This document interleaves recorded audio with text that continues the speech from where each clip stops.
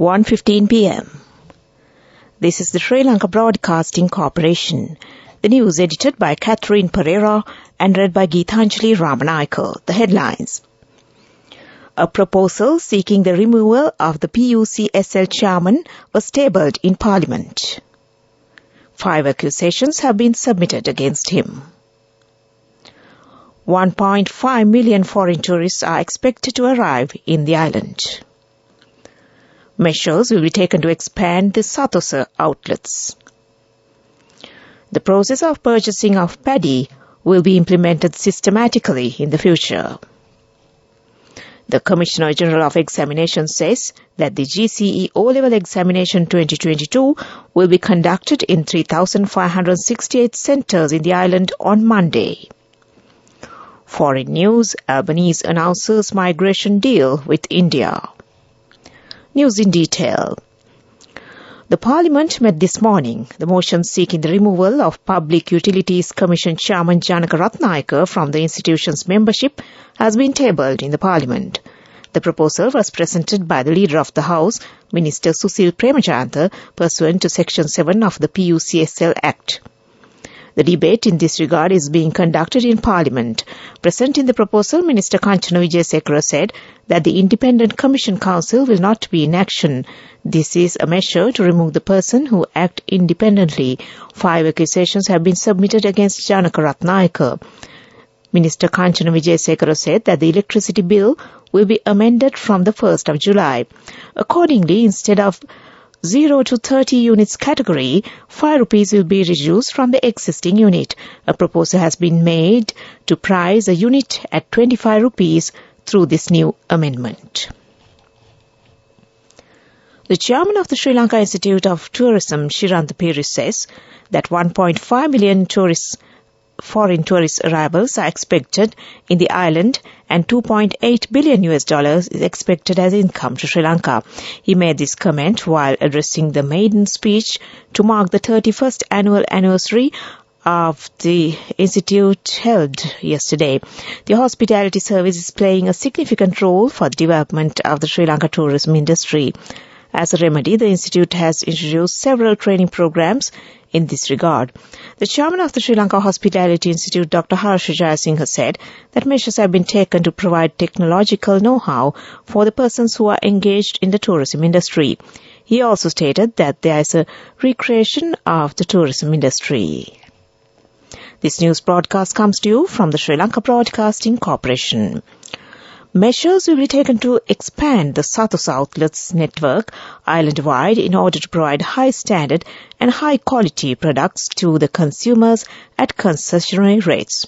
Currently, there are 438 Satosa outlets in the island. The Executive Director of the Sri Lanka Satosa, Sampath Siri Senawatha, said that the number of outlets will be increased up to 500. Minister Mahinda Amarweera said that the process to purchase paddy will be implemented systematically in the future. The government has provided more concessions to the farmers. The price of urea and bandi fertilizer will be reduced further. The opposition leader, Sajith Premadasa, has inquired the minister regarding the regaining of finances that have been paid for the organic fertilizer ship imported from China, which was not up to the standards. In reply, Minister Amarweera said that a special committee has been appointed to investigate into this incident. Minister Bandula Gunawardena said that reserving of seats and issuing of railway tickets will be digitalized within 3 months. Furthermore, attention has been paid to form the railway department to an authority.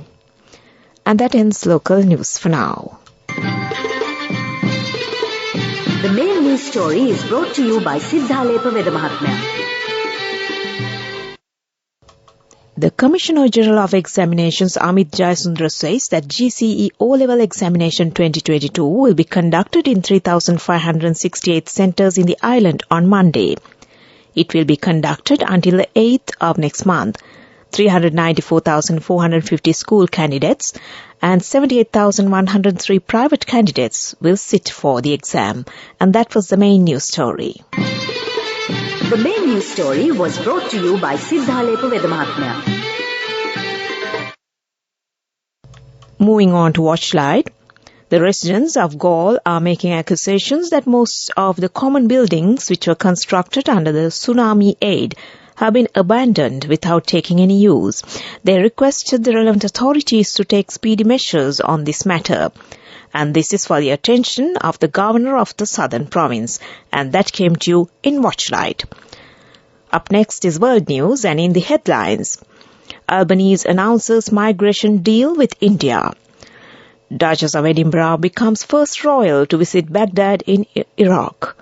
And Donald Trump hush money trial date set for March 2024.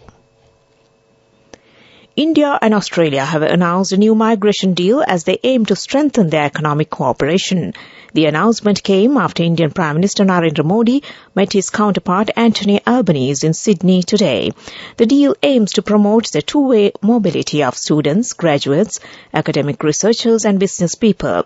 They also discussed regional security amid rising tensions in the region. India and Australia are part of the four-member Quad group, which also includes Japan and the US. The Duchess of Edinburgh has become the first UK royal to visit Baghdad as part of her work to support survivors of sexual violence in conflict. Buckingham Palace said Sophie had spent 2 days in Iraq's capital to learn of the challenges women and girls face. She visited a girls' school to hear from pupils about their education. After meeting Iraq's women, young and old, Sophie visited President Abdul Latif Rashid and Prime Minister Mohammed Shah al-Sudani. She was praised for being the first member of the royal family to visit Baghdad by the UK's ambassador to the country, Mark Bryson Richardson, whom she spent most of the trip with. Donald Trump will face a criminal trial in March 2024, a New York judge has ruled, as the Republicans' campaign for the presidential nomination will be in full swing. The former U.S. president received the news at a hearing on Tuesday in the case about the alleged concealment of a payment to a porn star. Mr. Trump was charged with 34 felony counts of falsifying business records. He pleaded not guilty to each charge last month. After the hearing, Mr. Trump aired his frustrations at the timing of the trial on his social network, Truth Social. And back to the headlines of the world news. Albanese announces migration deal with India. Duchess of Edinburgh becomes first royal to visit Baghdad in Iraq. And Donald Trump hush money trial date set for March 2024. And that ends world news. Development news. 6 new investment zones will be established in the northern, eastern and Wayamba provinces. The State Minister, Dilum Amulgama, said these zones are set up with the sole objective of promoting export crops in these provinces. Accordingly, new industrial zones will be established in Trincomalee, Mankulam, Paranthan and Kanke-Santure. Further industrial zones will also be set up in Iranavilla and Bingiria areas in Wayamba province, the State Minister added. And that was development news. On to sports news. The schedule for the ICC Men's Cricket World Cup qualifier has been released following the confirmation of the 10 teams that will feature at the event hosted in Zimbabwe from the 18th of June till 9th of July 2023. Each match will be high stakes, with teams contesting for 2 places at the ICC Men's Cricket World Cup 2023 in India. That gives them 9 guaranteed matches at Cricket ODI's global showpiece. The 10 teams taking part in the qualifier are split into 2 groups of 5 teams. Hosts Zimbabwe, the West Indies, the Netherlands, Nepal and United States make up Group A, while Sri Lanka, Ireland, Scotland, Oman and the United Arab Emirates form Group B. Each side will play other teams in their group since won the top 3 from each group progressing to the Super 6 stage. In the Super 6, they will play the sides they did not meet in the group stage.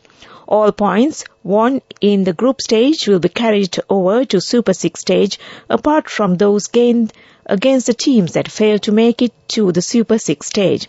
The finalists will both progress to the ICC Men's Cricket World Cup 2023. And that was sports news. Go ekak thiyana youth eකට life එකේ change එකට නියමෙට set වෙන්න ඇස් වහගෙන දැකපු හින හැබැයි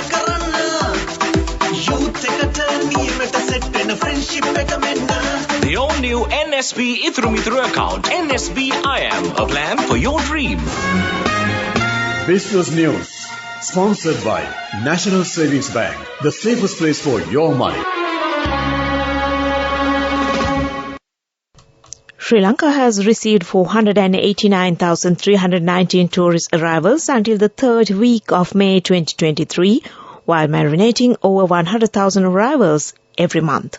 The total arrivals last year was 719,978, and this is expected to be bettered in few months. And that was Business News.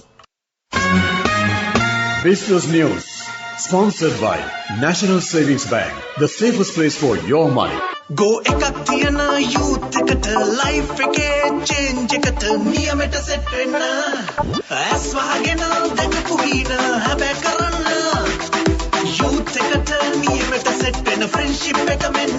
The all new NSB Itru account, NSB IM, a plan for your dream. On to economic news. The Minister of Agriculture Mahinda Amravira says that vouchers to the value of 20,000 rupees per hectare will be provided to paddy farmers from today for the cultivation of the yalla season.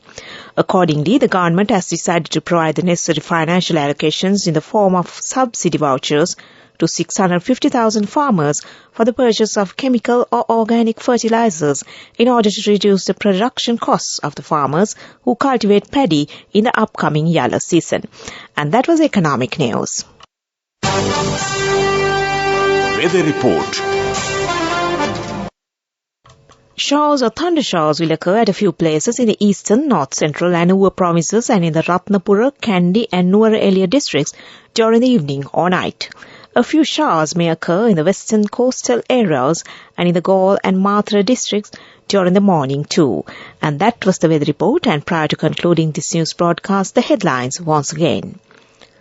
A proposal seeking the removal of the PUCSL chairman was tabled in Parliament. 5 accusations have been submitted against him. 1.5 million foreign tourists are expected to arrive in the island. Measures will be taken to expand the Satosa outlets. The process of purchasing of paddy will be implemented systematically in the future. The Commissioner General of Examinations says that the GCE O-Level Examination 2022 will be conducted in 3,568 centres in the island on Monday. Foreign news, Albanese announces migration deal with India. And with that we end this news broadcast from the Sri Lanka Broadcasting Corporation.